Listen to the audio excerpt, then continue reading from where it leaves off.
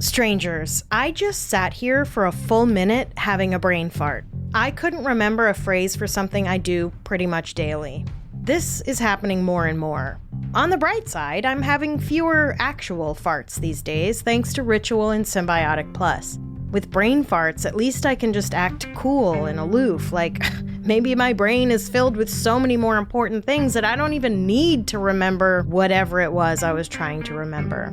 But you can't really act cool and aloof over actual farts, and you definitely can't act cool and aloof when you're feeling gassy and bloated. Ritual and Symbiotic Plus help you maintain your cool by delivering pre, pro, and postbiotics directly to your digestive tract, where they can work their sciencey magic and provide relief from occasional gas, bloating, and diarrhea. And I don't know about you, stranger, but I think better when I'm not walking around with a gross gut. So who knows? Maybe Ritual does help with brain farts. Then again, what do I know? I'm just a walking, talking gas bag. All I can tell you for sure is that when my gut feels good, the rest of me functions a lot better. Plus, my family likes me a lot more when I'm not farting all over the place. Go figure. In a study modeling the human colon, Symbiotic Plus significantly increased microbial diversity and the growth of beneficial bacteria. But Ritual not only supports a healthy gut biome, it also helps support a healthier environment. Ritual uses scientific tools to select lower carbon packaging, prioritize sustainably sourced ingredients, and set ambitious climate goals. Ritual is a female-founded B Corp, holding themselves accountable to not just their company's financial health, but also the health of people and our planet. There's no shame in your gut game. Symbiotic Plus and Ritual are here to celebrate, not hide your insides. Get 25% off your first month for a limited time at ritual.com/strange. Start Ritual or add Symbiotic Plus to your subscription today. That's ritual.com/strange for 25% off.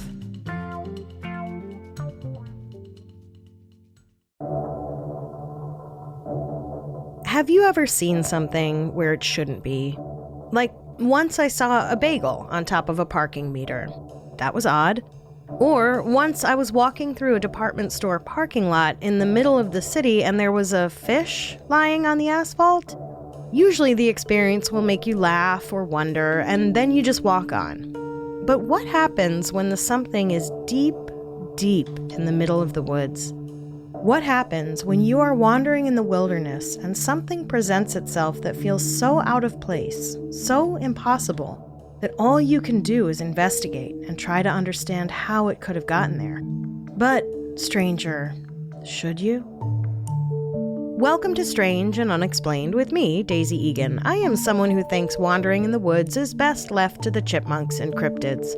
If you ask me if I'd rather be caught in the woods with a man or a bear, my answer will be, I don't want to be caught in the woods at all. But if I absolutely have to be, I'd prefer to be caught there with a woman. But stranger, believe it or not, there are many people out there, maybe yourself included, who love doing nature things. And to them, I say, talk to me after this episode. Today, we delve into one of the most chilling mysteries lurking in the heart of our forests: staircases in the woods. But before we tighten up our hiking boots and strap on our packs, I just want to remind you that the Strange and Unexplained Patreon is going the way of the dodo after the month of May. But fear not, you can get early and ad-free episodes at our new Patreon, Grab Bag Collab. There, for just $8 a month, you'll get Strange, Crimes of the Centuries, and so much more. We're like the Temu of podcasting. And if you're not into Patreon, don't worry, nothing changes for you. You can still get your regular weekly fix on the main feed for free. Visit us at patreon.com/grabbagcollab to see all the amazing shows we have. And now, let's go into the woods.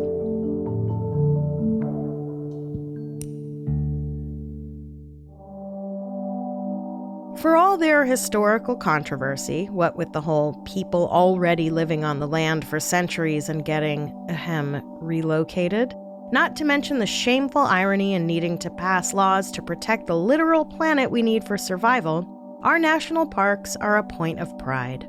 All that green space is home to countless wildlife species and helps counteract some of the pollution we are hell-bent on generating. Not to mention that for every acre of national parks and forest land, there's one less acre of pointless golf courses and mini-malls. And they're beautiful. That may be why the U.S. Forest Service reported 168 million visits in 2020. Folks flock to these vast patches of wilderness every day to live out their Swiss Family Robinson fantasies, or to ponder whether indeed they'd rather be trapped there with a bear or a man. But where humans go, accidents and disasters do so often follow. This is why we need SARS, not the disease, search and rescue teams. These are teams of rangers specially trained in search and rescue skills. And they're volunteers, by the way. I guess that means, stranger, that you too could be a SAR. So when people injure themselves on the trail, wander off in a snowstorm, or slide down an embankment in a national forest, these are the people who drop everything and head out to find you. And boy, have they seen some shit. I mean, everyone knows there are dangers in the woods. Men, for one. But also crumbling rock formations, falling trees, poisonous mushrooms, snakes, thorns. I could go on, but life is stressful enough already. And then there are the things that are not so natural. The internet is rife with dark tales about the wilderness. It's no wonder how many fairy tales are set in the deep, dark, scary woods. Stories of otherworldly strangers and hairy man-beasts abound. Imagine you're miles deep in the wilderness, surrounded by towering trees and the eerie stillness of nature. Then, amidst the greenery, you spot something out of place. Stairs. Like clearly handmade, not some cool root formation that's stair-like, but stairs you'd find in any home, except they're here, in the middle of the woods. Have you ever seen them, stranger? Lots of people have, especially the search and rescue volunteers. At least according to Reddit, anyway.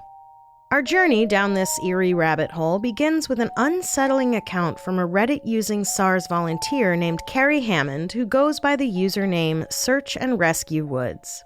Hammond's posts excited a huge following when she seemingly innocently decided to share her work experiences on a subreddit known as No Sleep. I wasn't sure where else to post these stories, so I figured I'd share them here. I've been a SAR officer for a few years now, and along the way I've seen some things that I think you guys would be interested in.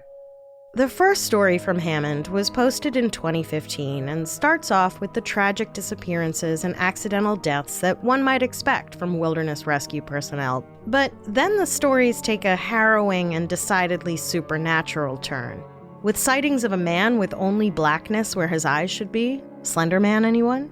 And culminating in the first tale of a strange and unlikely staircase to nowhere set in the deep, deep woods. Hammond wrote, "On just about every case where we're really far into the wilderness, I'm talking 30 or 40 miles, at some point, we'll find a staircase in the middle of the woods. It's almost like if you took the stairs in your house, cut them out, and put them in the forest. I asked about it the first time I saw some, and the other officer just told me not to worry about it, that it was normal. Everyone I asked said the same thing. I wanted to go check them out, but I was told very emphatically that I should never go near any of them. I just sort of ignore them now when I run into them because it happens so frequently." This post got an overwhelming response. When Hammond made her next post, she devoted a special section to the staircases, saying, "There was a lot of feedback about the stairs, so I'll touch on that briefly here, and I'll also include a story. They come in a variety of shapes, sizes, styles, and conditions. Some are pretty dilapidated, just ruins, but others are brand new. I saw one set that looked like they came from a lighthouse. They were metal and spiral, almost old-fashioned. The stairs don't go up infinitely or further than I can see, but some sets are taller than others. Like I said before, just imagine the stairs in your house as if someone cut and pasted them in the middle of nowhere. I don't have any pictures. It's never really occurred to me to try again after the first time, and I don't really feel like risking my job over it. I'll try again in the future, but I can't really promise anything." I mean, they're not gonna fire you from your volunteer job for taking a picture, but okay.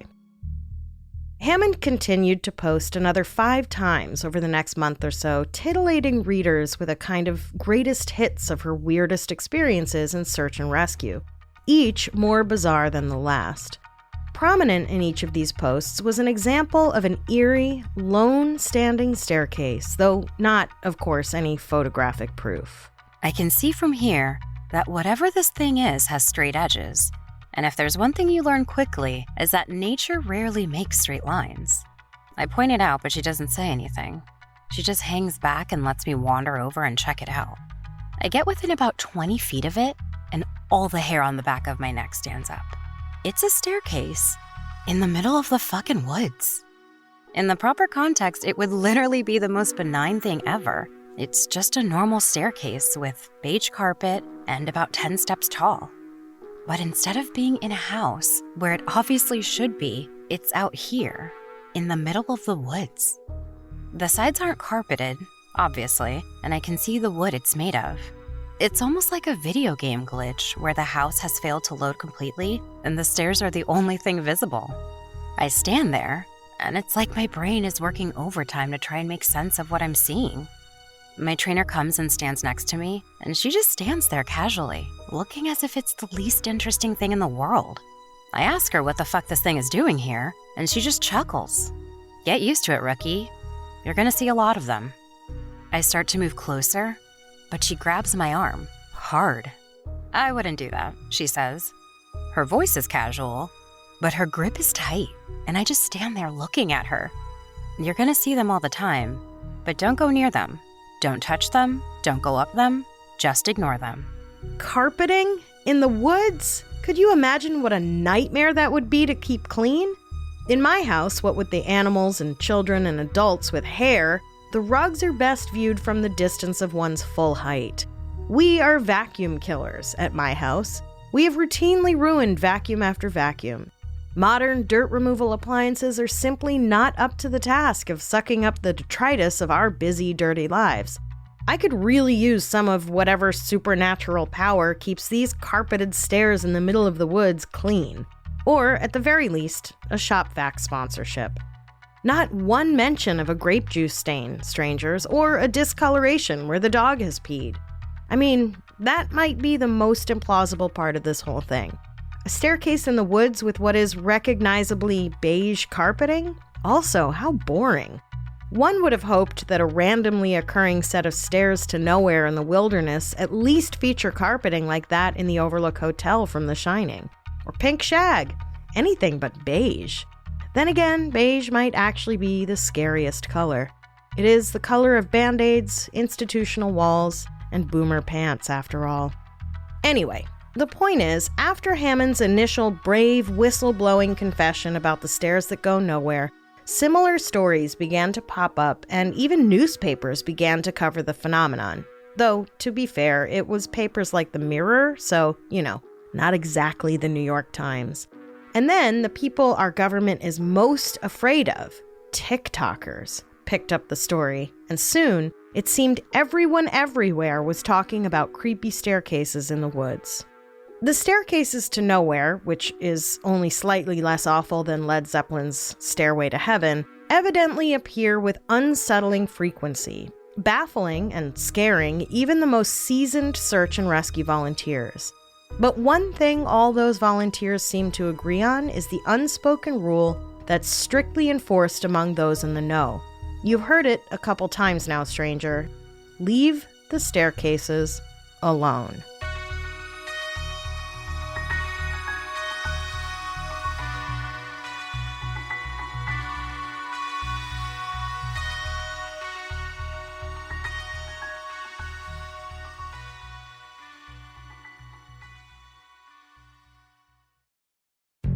Strangers, Quince is back to remind you that they have everything you need for warmer weather, including gorgeous styles in linen, cotton, and washable silk. Washable silk? Can you believe it? I have always avoided silk because it's yet another thing I had to dry clean. But I don't have to take my favorite Quince washable short sleeve button down to the dry cleaners. I can just pop it right in the wash and wear it again tomorrow. Or, wear one of my other Quince tops. I don't have to wear the same thing every day. But honestly, with how soft and comfortable my clothes from Quince are, I'm tempted. And I can hear you going, washable silk? Who has the budget for something like that? Quince products are 50 to 80% less than similar brands. because they partner directly with top factories. So all that needless middle production line stuff is cut out. But don't think this is fast fashion. Au contraire, Quince only works with factories that use safe, ethical, and responsible manufacturing. So you can feel good outside and in knowing you're not contributing to, really awful labor practices and still spending less.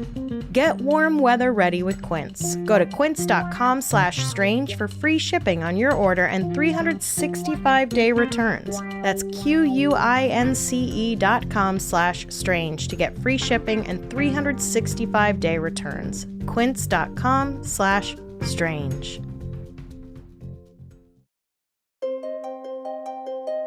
So, we know if we happen upon a staircase in the woods, we are supposed to leave it alone. Okay, but why the caution? It takes our Reddit poster a few posts to get to the why of it all, which honestly, I don't understand. I've never been good at accepting because I said so as an answer. If I was a SAR trainee and someone told me just because, I don't think I could let that slide. I guess that is why I am here in my pajamas writing this podcast, and SAR is out there with their paramilitary training, trekking into the woods after the lost and wounded. But even for a rule-abiding team member, curiosity can win out. In a post titled Part 3, Hammond recounts a story allegedly told to her by a friend and fellow rescue officer from his rookie days. He saw a set of stairs off to his left. They looked like they were from a new house because the carpeting was pristine and white. Again with the clean carpeting? And white? Come on, who has white carpeting? What is this, a bad porno from the 70s? As he got closer, he didn't feel any different or hear any weird noises.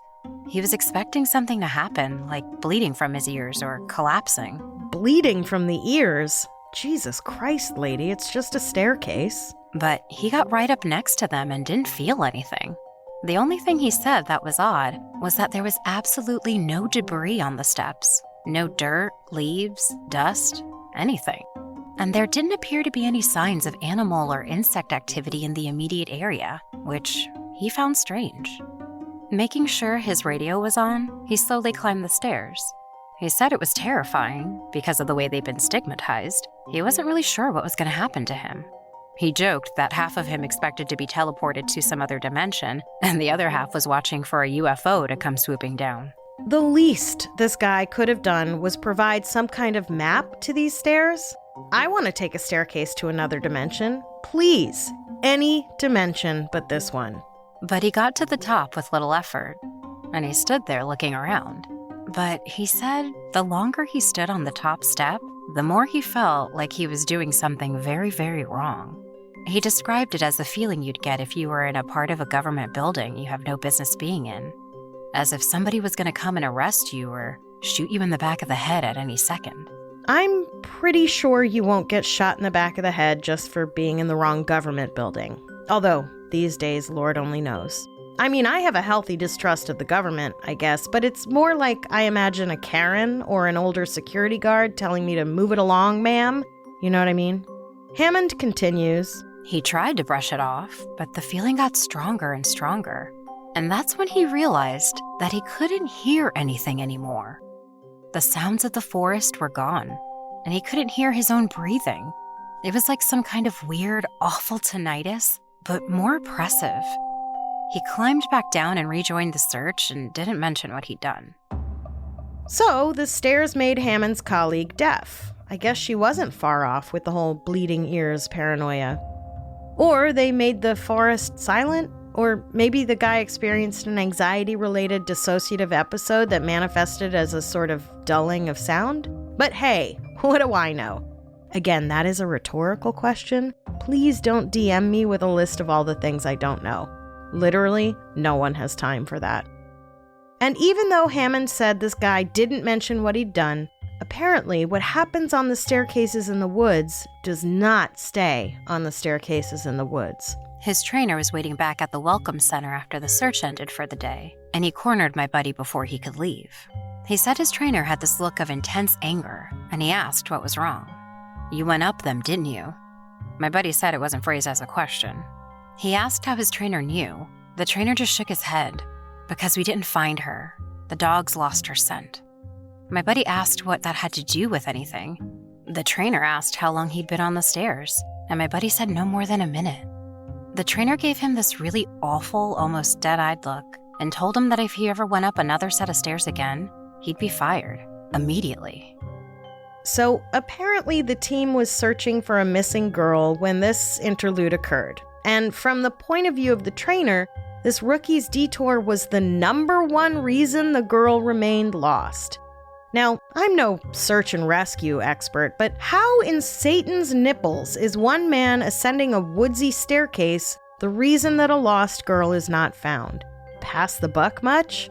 I can absolutely understand the trainer being upset and threatening to fire a trainee who took a break from searching for a missing child so he could explore wood stairs. Like, bro, this might not be the job for you if you're this easily distracted from actual life or death circumstances.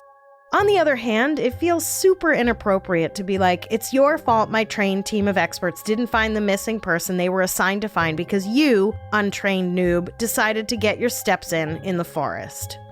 In any case, tone-deaf negligence aside, it doesn't really clear anything up as far as the mystery of what makes the stairs so creepy. For that, we have to look at part 4, where we hear from a veteran search and rescue officer who finally leveled with Hammond about the staircases. The veteran SAR person told Hammond, "The stairs have been out here as long as the parks have existed. We have records going back decades describing them. Sometimes people go up them and nothing happens. Other times... Look, I really don't like talking about this, but sometimes really bad shit happens. I saw one guy get his hand sliced clean off when he got to the top step. He reached out to touch a tree branch, and it happened so fast. 1 second his hand was there, and the next, it was gone. Completely clean wound. We didn't find his hand, and the guy almost died. Another time, a woman touched one of the stairs, and a blood vessel in her brain exploded. Literally exploded, like a water balloon. She sort of stumbled down and came over to me, and all she got out was, "I think something is wrong with me." She dropped like a sack of flour, dead before she hit the ground. I'll never forget the way the blood leaked into the inside of her eye. Before she died, I watched it turn red. I watched it happen, and there wasn't a single thing I could do to help. We warn people not to go anywhere near them, but there's always at least one idiot who does. And even if nothing happens to them, something bad always happens. Kids go missing as we're on their trail. Someone dies the next day, cut in half in a completely safe part of the park. I don't know why, but something bad always happens. I don't know exactly why they're out here, but it doesn't matter. They're here, and if we were smart, we'd tell our new officers exactly what they're capable of. Do you think so? I mean, if you are training agents to save people in the wilderness, I would say it would be smart, at the very least, to share this life-saving information about dismembering, head-exploding portal staircases. Why wouldn't they? Are they afraid if they tell the new trainees that they'll just be like, "Not today, Bob," and go get a job bagging groceries? I don't know. Maybe there is something to that. But if you think you're sending people to the woods where they might be siren called to a murderous stairway to nowhere, you owe it to them to mention it. Give people all the information and trust them to make the decision that's best for them. Another example of the consequences of climbing the strange staircases came in part 7. In this installment, the team is on a camping trip as part of a training exercise, and another SAR volunteer shares his own staircase story in which he received a report of a missing kid. He speculates in the story that the kid had Down syndrome or, quote, something like it, and he tells the group that the kid said he'd been watching his dad build a fire, and the stairs came up to him, and he had to go up them or something bad would happen. The cops couldn't really understand what he was talking about after that because he just kept saying, "like the campfire," over and over, and he kept mentioning sounds, but he couldn't say what sounds. Just that it was loud and he covered his ears so he couldn't hear them. But the thing I remember most is that they kept asking him where exactly he'd gone, and he just said he was right there. He kept pointing at himself, and they said they thought that meant that he thought he'd never left. He said he wasn't scared because the stairs were there, and he said they talked to him, but not like people talk. Like I said, it was really convoluted and hard to understand, and I have a feeling the cops didn't take most of it down. They ended up just saying that the kid had some kind of amnesia or fugue, and that they didn't think foul play was involved.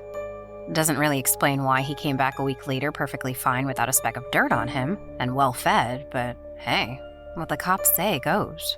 Okay, wait. Hold on just a damn minute. I can be convinced that there are random staircases with sparkling clean carpeting on them all over the woods, but talking stairs? What is this, Pee-wee's Playhouse? This is one staircase too far, my friend. In one of the final installments in this series of posts on Reddit, Hammond concludes about the stairs. People ask me about the stairs now. It doesn't happen every day, but when it does happen, I never really know what to say. My bosses know someone is talking about them, and I'm sure that if they know, the higher-ups know. And I can tell you that they aren't happy about it. Who knew the National Park Service was like the mafia? The boss ain't happy with what you've been telling people on Reddit. If you're not careful, well, let's just say, we can't help you if you find yourself on the business end of one of those staircases, if you know what I mean. The mafia or Boeing, to be honest. Just kidding, Boeing! Please don't kill me. I've been formally told that I'm not to speak a word about them to anyone anymore, which is part of the reason this has to be my final update. I can't risk my job for this. As much as it's been wonderful to get a lot of these things off my mind, I still do love my work, and I need to be out here. If anything, my being aware of what's really going on is enough reason to stick it out. I may not be able to tell people that they're out there, but if I see them, I can direct traffic away to somewhere safer. If you go out into the woods, I encourage you to be safe. Bring water, food, survival equipment. Let people know where you're going and when you'll be back. Don't go on uncharted paths unless you know exactly what you're doing. And above all, don't touch them, don't look at them, don't go up them.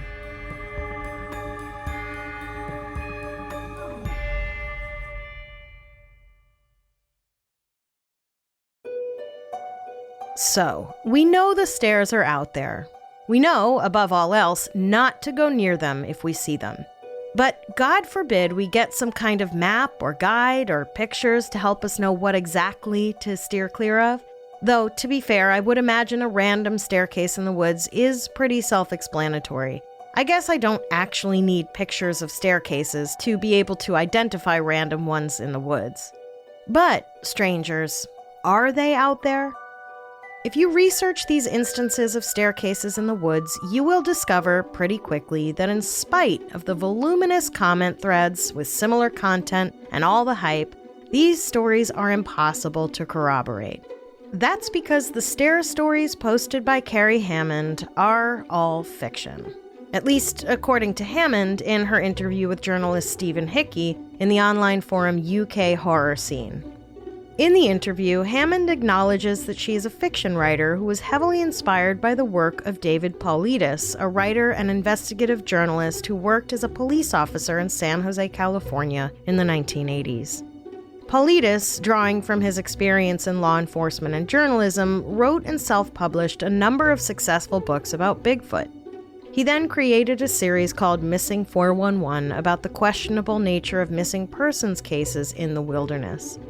When Carrie Hammond put out her own series of Reddit posts, people immediately connected the two.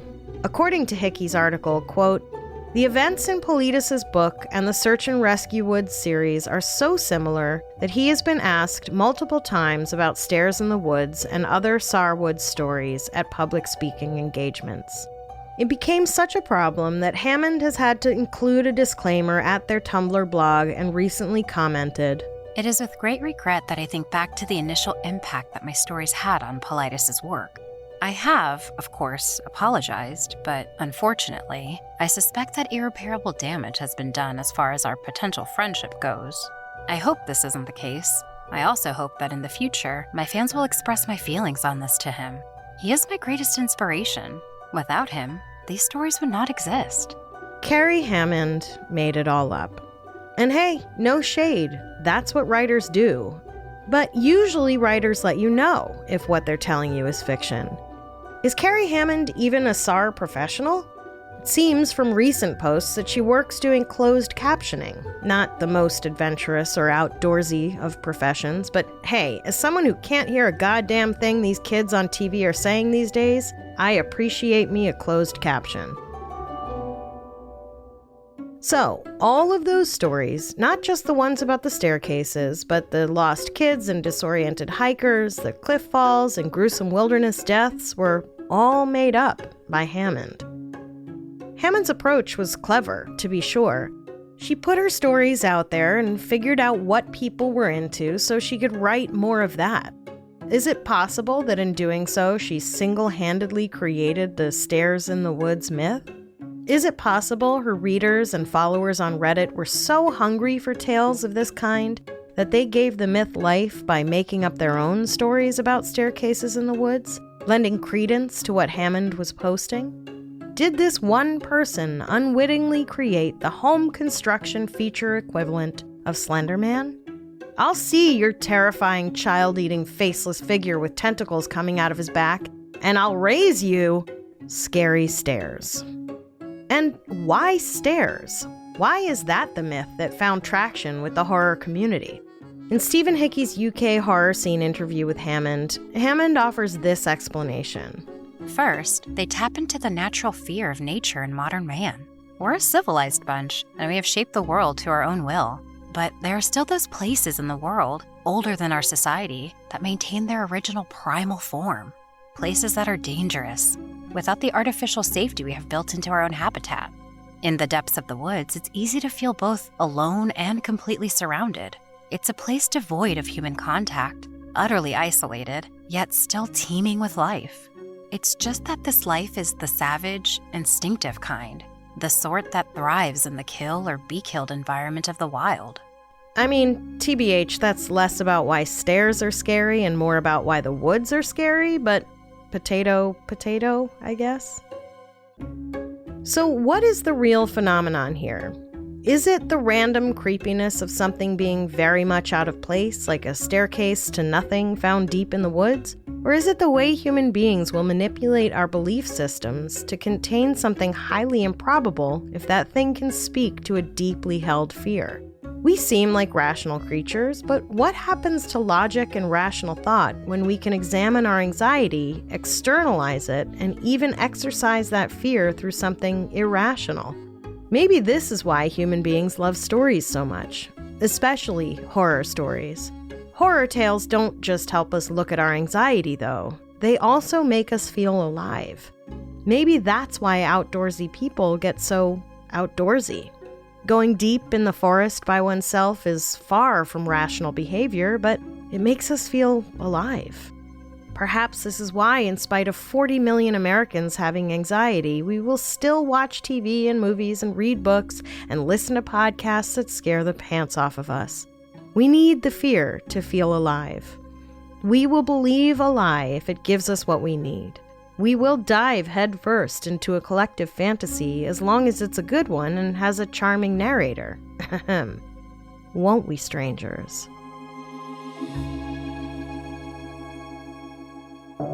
Thanks for joining me for Strange and Unexplained. Strange and Unexplained is a production of Three Goose Entertainment and Grab Bag Collab. Today's episode was researched by the Stranger Pod research team, written by Eve Kerrigan and me.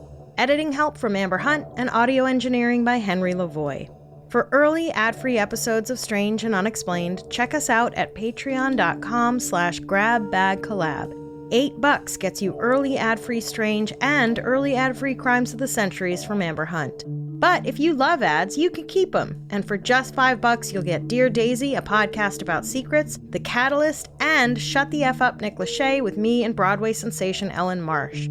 You can find so much content on GrabBag for just $5, you'll think you're shopping at Shein. Check us out on Instagram at SNUPod and GrabBag Collab, and please take a minute to rate and review us on Apple or Spotify. It really helps the show out a lot. And why not visit a sponsor? If you want to suggest an episode for Strange, go to the website strangeandunexplainedpod.com and fill out the contact form. I promise to write you back. Unless you're being an asshole, in which case you can take a creepy staircase to nowhere in the woods. See you next time. Stay strange.